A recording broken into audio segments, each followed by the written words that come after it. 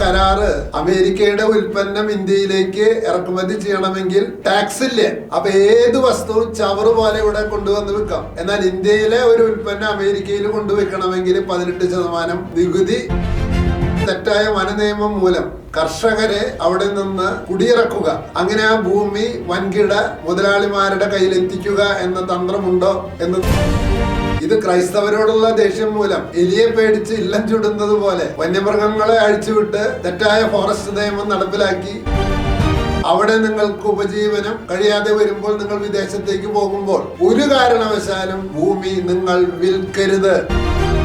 ഏല കർഷകരെയും കുരുമുളക് കർഷകരെയും ഒക്കെ അവിടെ നിന്ന് കുടിയിറക്കിയിട്ട് നോർത്ത് ഇന്ത്യൻ ഗോസായികൾക്ക് വിൽക്കാനുള്ള ശ്രമമാണോ? അതിനെ ക്രൈസ്തവർ അവിടെയുള്ള ജനങ്ങൾ പ്രതിരോധിക്കണം. എങ്ങനെ?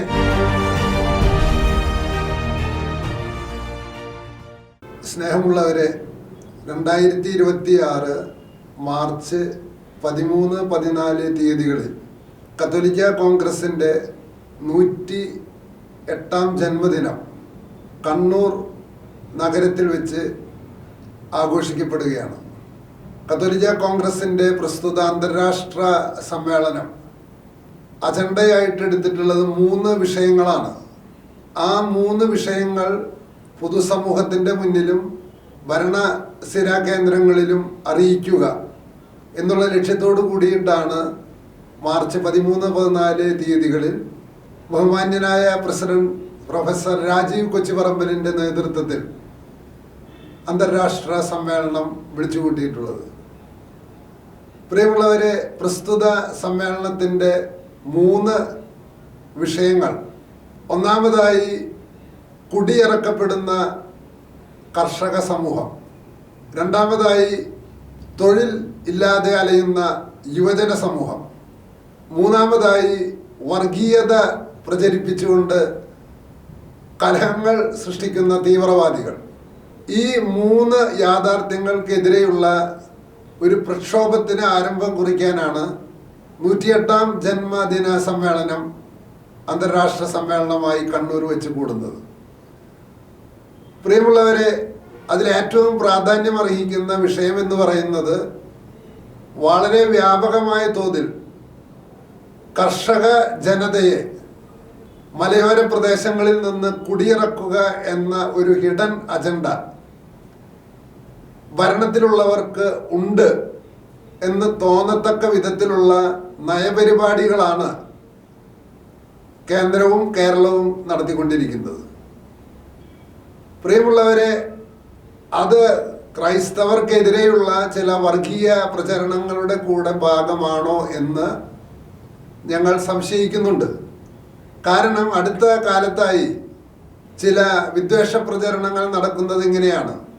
EMS ഗവൺമെന്റ് ഭൂപരിഷ്കരണ നയം കൊണ്ടുവന്നപ്പോൾ ഇവിടെ ഭൂപരിധി നിയമം വെച്ചത് ക്രൈസ്തവരുടെ കയ്യിൽ നിന്ന് ഉള്ള ഭൂമി നഷ്ടപ്പെടാതിരിക്കാൻ വേണ്ടിയിട്ടാണെന്നും മാത്രമല്ല അങ്ങനെയാണ് ഈ കേരളത്തിലെ ക്രൈസ്തവർക്ക് മലയോര മേഖലയിൽ ഇത്രയധികം ഭൂമി ഉണ്ടായതെന്നും ആരോപിക്കുന്ന പല ലേഖനങ്ങളും പല പ്രസംഗങ്ങളും അടുത്തയിടെ പ്രചാരത്തിലായിട്ടുണ്ട്. അതുകൊണ്ട് തന്നെയാണ് അത്തരം പ്രചരിപ്പിക്കുന്നവരുടെ ഉള്ളിൽ ക്രൈസ്തവരോടുള്ള ഒരു എതിർപ്പ്. ആ എതിർപ്പിന്റെ ഭാഗമാണോ വന്യജീവികളെ ഇങ്ങനെ അഴിച്ചുവിടുന്നതും വളരെ പ്രതിലോമകരമായ ഫോറസ്റ്റ് നിയമം ഉപയോഗിച്ചുകൊണ്ട് കർഷകരെ വേട്ടയാടുന്നതെന്നും ഞങ്ങൾ സംശയിക്കുകയാണ്. പ്രിയമുള്ളവരെ, നമുക്കറിയാം, ഇത് ഞാൻ ഈ പറയുമ്പോൾ 24 മണിക്കൂർ മുൻപ് പീച്ചി വനത്തിൽ ഒരു യുവാവിനെ ആന ചവിട്ടി കൊന്നു. അപ്പോൾ ഇത് നിരന്തരമായിട്ട് കേരളത്തിൽ നടക്കുമ്പോഴും കേന്ദ്ര ഗവൺമെന്റോ കേരള സർക്കാരോ ഇതിനെ തടയിടാനായിട്ട് ഒരു പരിപാടിയും നടത്തുന്നില്ല എന്നുള്ളത് ഏറെ ദുഃഖകരമാണ്. ഇത്തരത്തിലുള്ള വന്യമൃഗ ശല്യം കാരണം, അതുപോലെ തന്നെ തെറ്റായ വനനിയമം മൂലം കർഷകരെ അവിടെ നിന്ന് കുടിയിറക്കുക, അങ്ങനെ ആ ഭൂമി വൻകിട മുതലാളിമാരുടെ കയ്യിലെത്തിക്കുക എന്ന തന്ത്രമുണ്ടോ? എന്ന് നമ്മൾ സംശയിക്കണം. പ്രിയമുള്ളവരെ, നിങ്ങൾ പരിശോധിച്ച് നോക്കുക. കേരളത്തിലെ മലയോര മേഖലയിൽ റബ്ബർ എന്ന് പറയുന്ന കൃഷിയുടെ അന്ത്യം കുറിക്കാനാണ് വ്യാപകമായ തോതിൽ ഇറക്കുമതി ചെയ്യാനായിട്ട് സർക്കാർ അനുവാദം കൊടുത്തത്. പ്രിയമുള്ളവരെ, ഏത് കാർഷിക ഉൽപ്പന്നവും നമ്മൾ ഇറക്കുമതി ചെയ്യുമ്പോൾ ഇവിടെയുള്ള കർഷകനെ തകർക്കുകയാണ് എന്ന കാര്യം നമ്മൾ മറന്നുപോവുകയാണ്. ഇത് ക്രൈസ്തവരോടുള്ള ദേഷ്യം മൂലം എലിയെ പേടിച്ച് ഇല്ലം ചുടുന്നത് പോലെ വന്യമൃഗങ്ങളെ അഴിച്ചുവിട്ട് തെറ്റായ ഫോറസ്റ്റ് നിയമം നടപ്പിലാക്കി എക്കണോമിക്കൽ ഫ്രജൈൽ സോൺ ആണെന്ന് പറഞ്ഞ് ഇത്തരത്തിലെ കർഷകരെ കുടിയിറക്കിക്കൊണ്ട് അവരെല്ലാവരും അത് ഉപേക്ഷിച്ച് പോവുകയാണെങ്കിൽ വിദേശികൾ പറയുന്ന വിലയ്ക്ക് നമുക്ക് റബ്ബറും അതുപോലെയുള്ള കാർഷിക ഉൽപ്പന്നങ്ങളും വാങ്ങേണ്ട ഗതികേടിലേക്ക് രാജ്യം എത്തിച്ചേരും എന്ന് കത്തോലിക്ക കോൺഗ്രസ് മുന്നറിയിപ്പ് നൽകുകയാണ്. ഇവിടുത്തെ കൃഷി, ഒരു കാര്യം നിങ്ങൾ പരിശോധിക്കണം. എവിടെയാണ് ക്രൈസ്തവരുടെ കയ്യിലെ ഭൂമിയുള്ളതെന്ന് നിങ്ങൾ ഒന്ന് സൂക്ഷ്മമായി പരിശോധിച്ചാൽ മതി. ആ ഭൂമി നിലനിൽക്കുന്നത് ഒന്നുകിൽ ചതുപ്പ് നിലങ്ങളിലാണ്, അല്ലെങ്കിൽ മലയോര പ്രദേശങ്ങളിലാണ്. ഇടനാട്ടിലെ ഭൂമി മുഴുവൻ ബ്രാഹ്മണന്മാർ സ്വന്തമാക്കി. അപ്പൊ ഗതി കിട്ടാതെയാണ് ക്രൈസ്തവർ മലയോര മേഖലയിലേക്കും ചതുപ്പ് നിലങ്ങളിലേക്കും പോയിട്ടുള്ളത്. മലയോര മേഖലയിൽ കൃഷി ചെയ്യണമെങ്കിൽ അധ്വാനവും വേണം, മുതലിറക്കും വേണം. കായലോര പ്രദേശങ്ങളിലും കൃഷി ചെയ്യണമെങ്കിൽ അധ്വാനവും വേണം, പണം, മൂലധനം അവിടെ ഇറക്കണം. എന്നാൽ ഇടനാട്ടിലെ ഭൂമിയിൽ വിത്തെറിഞ്ഞാൽ വളവും കൂടി ചേർത്താൽ പിന്നെ വിളവായി. അപ്പം അത്തരം ഭൂമിയൊക്കെ ഇവിടുത്തെ ബ്രാഹ്മണവർഗം കൈവശം വെച്ചതുകൊണ്ടാണ് താഴേക്കടയിലുള്ളവർക്ക് ഭൂമി കിട്ടാതിരുന്നത്. അത്തരം ഒരു സാഹചര്യത്തിലാണ് സാഹസികരായ ക്രൈസ്തവര് മലയോര പ്രദേശങ്ങളിലേക്ക് കുടിയേറി പാർക്കുകയും അവിടെ മലമ്പനിയും കാട്ടാനയും കടുവയും എല്ലാം പിടിച്ചു നിന്നിട്ടും അതിനെ പ്രതിരോധിച്ചുകൊണ്ടാണ് കേരളത്തെ തീറ്റിപ്പോറ്റിയത്. അത് ക്രൈസ്തവർ മാത്രമല്ല, മറ്റു ജനവിഭാഗങ്ങളും ഇത്തരത്തിലുള്ള ചില സാഹസികമായ പ്രക്രിയകളിൽ ഏർപ്പെട്ടിട്ടുണ്ട്. അപ്പം അങ്ങനെ തീറ്റിപ്പോറ്റുന്ന ഈ കാർഷിക സമൂഹത്തെ അവിടെ നിന്ന് കുടിയിറക്കിയാൽ, നിങ്ങളൊന്ന് ആലോചിച്ച് നോക്കണം, ഇന്ന് ട്രംപും ഇന്ത്യയും തമ്മിലുള്ള കരാറ് എങ്ങനെയാണ് വെച്ചിട്ടുള്ളതെന്ന് പരിശോധിച്ചാൽ മതി.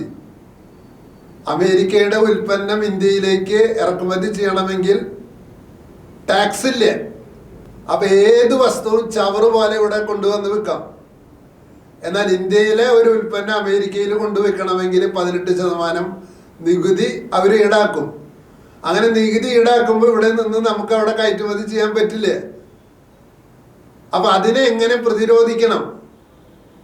അപ്പൊ ഇവിടേക്ക് ഇഷ്ടം പോലെ വസ്തുക്കൾ വരികയാണെങ്കിൽ ഇവിടുത്തെ വില കുറയുകയും ഇവിടുത്തെ കർഷകന് പിടിച്ചു നിൽക്കാൻ പറ്റാത്തൊരു അവസ്ഥയിലേക്ക് എത്തിച്ചേരുകയും ചെയ്യുമെന്ന കാര്യം ഭരണാധികാരികൾ മറക്കരുത്.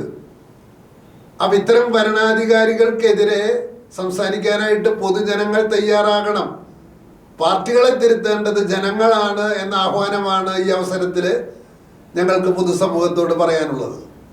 ഇത്തരത്തിൽ നിങ്ങൾ മലയോര മേഖലയുടെ ഭൂമിയുടെ കണക്കെടുത്താൽ തന്നെ വളരെ വലിയ വിഭാഗം കേരളത്തിലെ കർഷകര് ചെറുകിട കർഷകരാണ്. 15 ഏക്കർ 20 ഏക്കർ ഭൂമിയാണ്. എന്നാൽ അതേസമയം തന്നെ മൂന്നാറിലെ കണ്ണൻദേവൻ എസ്റ്റേറ്റ് ലക്ഷക്കണക്കിന് ഏക്കർ ഭൂമിയാണ്, അത് ടാറ്റയുടേതാണ്. അങ്ങനെയുള്ള വൻകിട എസ്റ്റേറ്റുകളൊക്കെ നോർത്ത് ഇന്ത്യൻ ലോബിയുടെ കയ്യിലാണ് ഇന്ന് നിലനിൽക്കുന്നത്.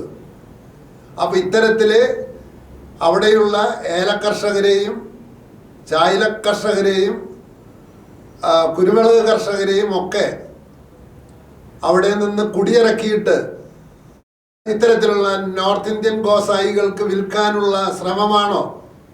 അതിനെ ക്രൈസ്തവർ അവിടെയുള്ള ജനങ്ങൾ പ്രതിരോധിക്കണം. എങ്ങനെ? അവിടെ നിങ്ങൾക്ക് ഉപജീവനം കഴിയാതെ വരുമ്പോൾ, നിങ്ങൾ വിദേശത്തേക്ക് പോകുമ്പോൾ ഒരു കാരണവശാലും ഭൂമി നിങ്ങൾ വിൽക്കരുത്. കാരണം അത് നമ്മുടെ അടിത്തറയാണ് എന്ന് നിങ്ങൾ മറക്കരുത്.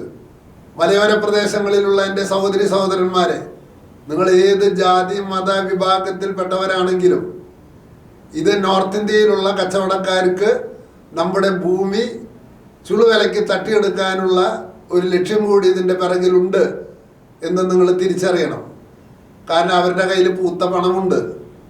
വൻകിട വ്യവസായികൾക്ക് എളുപ്പത്തിൽ നമ്മുടെ ഭൂമി നമ്മുടെ കയ്യിൽ നിന്ന് വാങ്ങിച്ചെടുക്കാൻ പറ്റും. അതുകൊണ്ട് ഇവിടെ നിന്ന് കുടിയേറി പോകുന്ന മലയോര പ്രദേശങ്ങളിലെ ചെറുപ്പക്കാരുണ്ടെങ്കിൽ ആ ചെറുപ്പക്കാർ മനസ്സിലാവുക, നാളെ നിങ്ങൾക്കോ നിങ്ങളുടെ കൊച്ചുമക്കൾക്കോ നിങ്ങൾ ചെന്ന രാജ്യത്ത് ചിലപ്പോൾ ബുദ്ധിമുട്ടുകളുണ്ടെങ്കിൽ തിരിച്ചു വരാനുള്ള ഒരു അടിത്തറ കൂടിയാണ് ഇതെന്ന് മനസ്സിലാക്കിക്കൊണ്ട് പരമാവധി ഇത്തരം സ്ഥലങ്ങൾ ഉപേക്ഷിക്കാതെ നഷ്ടം സഹിച്ചും കൃഷി ചെയ്ത് നിങ്ങളവിടെ നിലനിർത്തണം. ഒരേ സമയം ആ ഭൂമി നിലനിർത്തുകയും അതേസമയം തന്നെ ഇത്തരത്തിലുള്ള നിയമങ്ങൾക്കെതിരെ പോരാടുകയും കൃഷി ചെയ്തുകൊണ്ട്, അത് ഏറ്റവും മിനിമം ലാഭത്തിലാണെങ്കിൽ പോലും കൃഷി ചെയ്തുകൊണ്ട് നമ്മുടെ സമ്പദ് വ്യവസ്ഥയുടെ അടിത്തറയെ നിലനിർത്തുന്നവരായി ഭാവിയിൽ നിങ്ങളെ സമൂഹം വാഴ്ത്തും എന്ന ഉറപ്പോടുകൂടി കത്തോലിക്ക കോൺഗ്രസ് ഈ 108ാം ജന്മദിന സമ്മേളനത്തിൽ ഈ പ്രമേയം അവതരിപ്പിക്കുകയാണ്. അതുകൊണ്ട് ഗവൺമെൻറ്റിനോട് ഞങ്ങൾക്ക് പറയാനുള്ളത്, നിങ്ങൾ അമേരിക്ക പോലെയുള്ള രാജ്യങ്ങളിൽ നിന്ന് കാർഷിക വസ്തുക്കൾ ഇറക്കുമതി ചെയ്യുന്നത് ഇവിടുത്തെ വ്യവസായത്തിന് വളരാനാണെന്നുള്ള തൊടുന്യായം പറഞ്ഞാലും ഇവിടുത്തെ കർഷകരെ തകർത്തുകൊണ്ട് ആണ് അത് ചെയ്യുന്നതെങ്കിൽ ഭാവിയിൽ ഇന്ത്യയുടെ ഗതി അധോഗതിയായിരിക്കും എന്ന് ഓർമ്മിപ്പിക്കുന്നു. അതുകൊണ്ട് നിങ്ങൾ ഇറക്കുമതി ചെയ്തോ, ഒപ്പം ഇവിടുത്തെ കർഷകനെ നിലനിർത്താനുള്ള വില നിലവാരം പിടിച്ചു നിർത്താൻ നമ്മളെക്കാൾ സാമ്പത്തികമായി താഴ്ന്ന രാജ്യങ്ങളിലേക്ക് കയറ്റുമതി ചെയ്തുകൊണ്ട് റബ്ബർ പോലെയുള്ള ഉൽപ്പന്നങ്ങളുടെ വില സ്ഥിരത വരുത്തുകയും വന്യമൃഗങ്ങളെ നിന്ന് കർഷകരെ രക്ഷിക്കാനുള്ള അടിയന്തര നടപടികൾ ചെയ്യണം. അല്ലാതെ അവരെ നിർബന്ധിതമായി കുടിയിറക്കരുത് എന്ന് അഭ്യർത്ഥിച്ചുകൊണ്ട് ഞാൻ നിർത്തുന്നു. നന്ദി, നമസ്കാരം.